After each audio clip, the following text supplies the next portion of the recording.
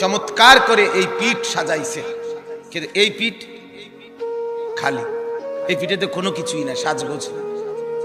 তো আল্লাহ তাআলা যেন বলছে, বান্দা মাটির উপরে তোমার যেই ঘর, সেই ঘর তো খুব সুন্দরভাবে সাজাইলা, ইট বালু সিমেন্ট, ময়মনসিংহ থেকে বালু আনছো, সিলেট থেকে পাথর আনছো, 1 নাম্বার ইট 1 নাম্বার বালু, এরপরে টাইলস, এরপরে খাট পালং sofa furniture, fridge AC, dining table, চায়ের কাপ, কাচের প্লেট, লবণের বাটি, অত্যাধুনিক সাজে পুরা ঘরটা সুন্দর করে সাজিয়েছ।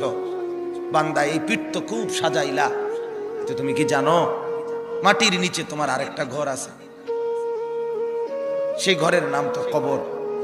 আমার বান্দা, আল্লাহ যেন বলছে, আমার বান্দা মাটির নিচের ওই ঘর, সে ঘর সাজাইবা না, সেটাও তো তোমারই ঘর।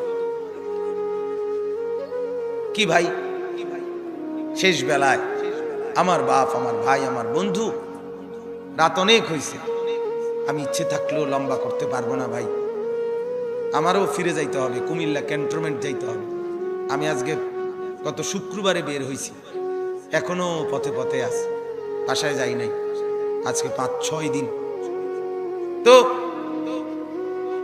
আমি বলতে চাচ্ছি আপনার